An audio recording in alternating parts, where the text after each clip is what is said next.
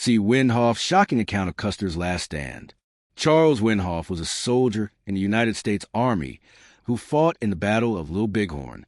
Serving as a private in Company L, 7th Cavalry Regiment, Windhoff was one of the few survivors. A German immigrant, he joined the Army in 1872 and served for 5 years, earning the Medal of Honor for his bravery during the battle. His account of the battle is regarded as one of the most detailed and accurate, making him a celebrated figure in American history. Before we begin, be sure to like and subscribe to our channel to support our community. On that fateful Sunday, June 25th near noon, we crossed the divide between the Rosebud and the Little Bighorn. Our regiment was in column of march, riding west. The troopers of each company rode 4 abreast, with a gap of 50 or 60 feet between companies. Suddenly, we halted, and Lieutenant Cook instructed Benteen to take his Company H, along with D under Captain Weir and K under Lieutenant Godfrey, to scout the hills and engage any hostiles encountered. General Custer retained troops 1s F, C, and L, while Major Reno led troops M, A, and G with most of the Indian scouts under Lieutenants Varnum and Hare. Our 7th Cavalry, consisting of 600 men, was divided into detachments, pursuing Indian forces in rugged terrain. We knew a sizable force of hostiles lay 12 to 15 miles west, but the exact number remained uncertain. Our Indian scouts suspected several thousand hostiles, but Custer and most officers estimated facing 000-2, 000-1, 500 warriors, likely poorly armed. They expected a rearguard action, allowing the Indians to escape. Instead, we faced a force potentially twice that number, outnumbering Custer's 600 men 5-1. Custer planned a surprise dawn attack on June 26, but decided to attack immediately when hostile scouts detected his column. Benteen, leading 3 troops, rode ahead to scout. We traversed rough terrain, which proved challenging for the horses. From each successive hilltop, Lieutenant Gibson signaled back that he saw no signs of Indians. Even the troopers in the ranks thought we were on a futile mission. After 2 hours, we turned back onto Custer's trail, relieved to return to the little valley.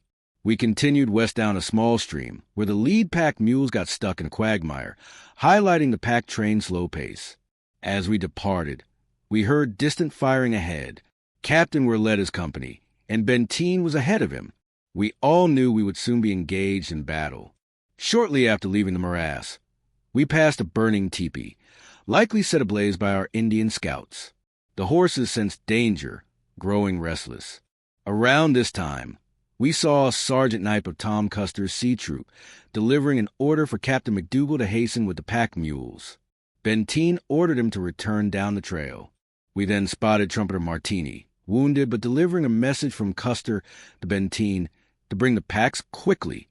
Martini, a feisty little Italian who had served as a drummer boy with Garibaldi in the fight for Italian independence, was familiar to me since he belonged to H Troop. We used to tease him good-naturedly, but never did so again after this battle. He proved himself to be a true man of mettle. His horse was bleeding profusely from a bullet wound in its right hip, but Martini was oblivious to it. Benteen ordered him to rejoin his company. I have always surmised that Benteen thought it unnecessary to send additional word to Captain McDougal, as Sergeant Knipe had already conveyed the message to bring on the pack train with all haste. In any case, Martini's horse was exhausted, and he struggled to keep up with us. The sound of heavy firing grew louder, and soon we encountered several Crow or Ree scouts driving a few Indian ponies. They shouted, "Soldiers," and gestured towards the bluffs rising to the north. We knew we were nearing the valley of the Little Bighorn, and that fierce combat was underway in the vicinity. Benteen ordered us to draw our pistols, and we charged up the bluffs at a gallop, anticipating an imminent encounter with hostiles. Upon cresting the first set of rolling hills, the river valley suddenly unfolded before us to the left. The spectacle that beheld our eyes was enough to strike fear into the hearts of below us, perhaps 150 feet or more down in the valley, and about half a mile distant, figures on horseback were galloping wildly, with shots ringing out in every direction. Farther down the river, we espied large masses of mounted men whom we suspected to be Indians. We were riding at a swift pace ourselves, and had barely caught a glimpse of this tragic battlefield, when we spotted mounted and dismounted soldiers on a knoll to the north. We rode swiftly toward them, our hearts pounding with anticipation. I shall pause here to recount the fate of our comrades with Reno. Recall that around 12:15 p.m., Reno was given command of 3 troops, 17 Crow and Ree scouts, and 3 White scouts. Custer, leading 5 troops, proceeded in column to the right, while Reno's column moved to the left.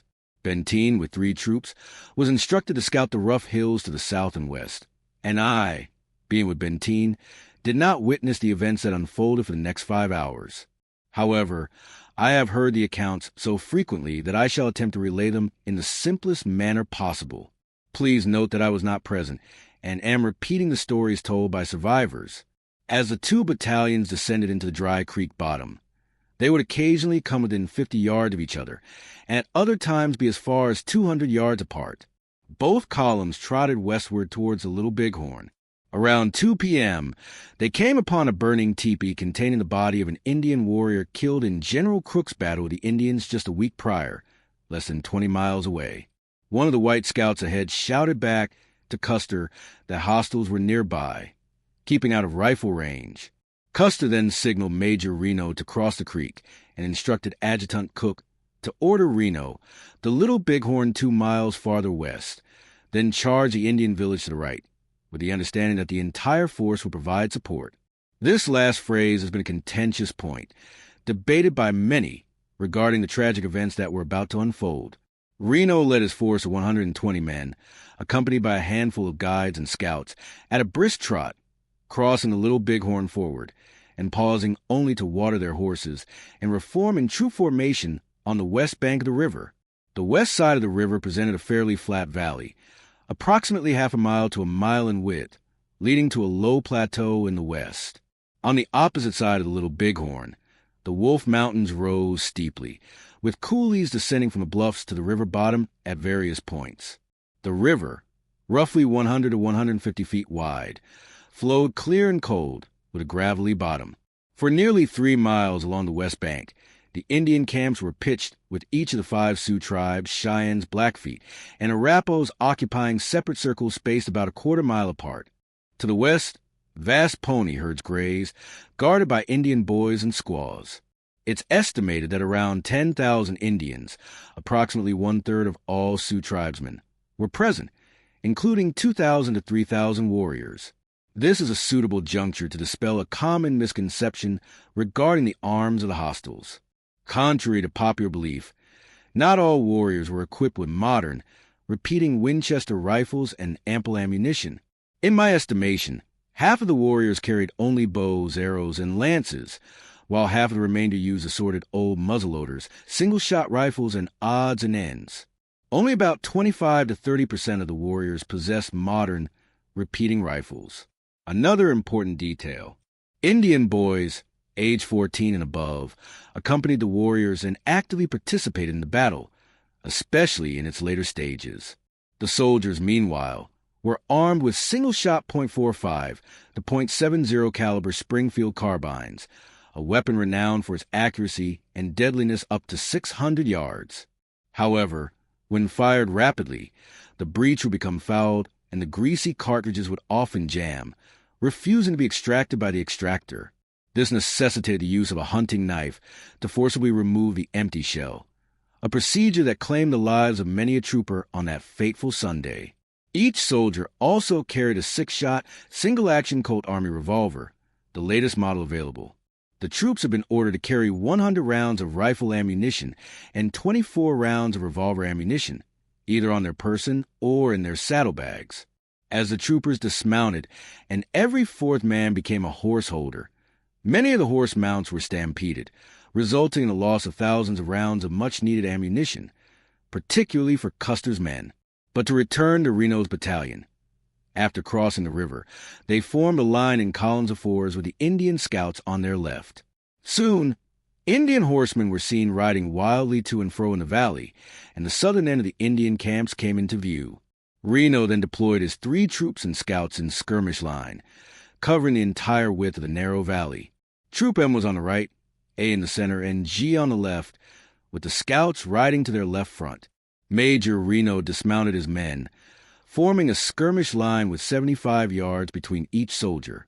After advancing half a mile toward the Indian camp, they encountered a large body of mounted Indians who swarmed down upon them.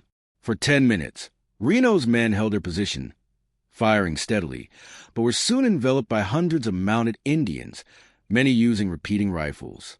Realizing the danger being surrounded, Reno ordered his men to fall back, mounting them in good order and retiring 300 yards. This was no sooner accomplished than hundreds of mounted Indians again swarmed down upon them. Reno formed his troops in skirmish line and again dismounted, firing steadily. For 10 minutes, they held their position, but the Indians steadily closed in from all sides, firing at close range and inflicting severe losses. Fearing complete encirclement, Reno ordered his men to retreat to a grove of cottonwoods half a mile to the rear. Unfortunately, in confusion, many troopers became separated from their companies, the horses stampeded, and the men broke in wild disorder. It is here that the highest casualty numbers occurred. Many troopers were shot from their horses, killed instantly or butchered and scalped. The survivors crossed the river in confusion, ascending a steep hill on the east bank, closely pursued by hundreds of mounted Indians. About 15 to 20 soldiers perished in the river and along the riverbank. Once Reno's men reached the hilltop, the Indians drew back. At this critical juncture, around 2:30 p.m., Captain Weir with his D Troop arrived, followed closely by Benteen's troops H and K. Though Reno's forces were in disarray, the arrival of reinforcements restored some order. Benteen quickly assessed the situation and instructed his men to take up defensive positions. Soon, they were joined by Captain McDougall's Troop B in the pack train, bringing much-needed ammunition and supplies. The combined forces entrenched themselves on the hill, preparing for a desperate defense. Custer, meanwhile, had proceeded down the river with his 5 troops, attempting to flank the Indian village. As they rode north along the bluffs, they came upon the main body of the hostiles. At the northern end of the valley, near the present-day site of the Custer National Cemetery, the full scale of the Indian forces became apparent. Custer's men were soon overwhelmed by the sheer number of warriors. Despite their valiant efforts, they were surrounded and cut down, fighting to the last man. As evening fell, Reno and Benteen's forces on the hill could hear the distant sounds of battle, realizing the dire fate that had likely befallen their comrades. The night was spent in anxious anticipation, with occasional skirmishes as the Indians tested their defenses. By morning, the Indians began to withdraw, having achieved a decisive victory. The survivors of Reno and Benteen battalions were eventually relieved by General Terry's column, arriving 2 days later. The Battle of Little Bighorn remains a profound and tragic episode in American history. The bravery and resilience of soldiers like Charles Windhoff, who survived to tell their tale, offer a poignant glimpse into the harsh realities of frontier warfare. This account provides a detailed and vivid perspective on one of the most storied battles in the Great Sioux War of 1876. Stay tuned for more first-hand accounts of different battles. Have a great day, and see you next time.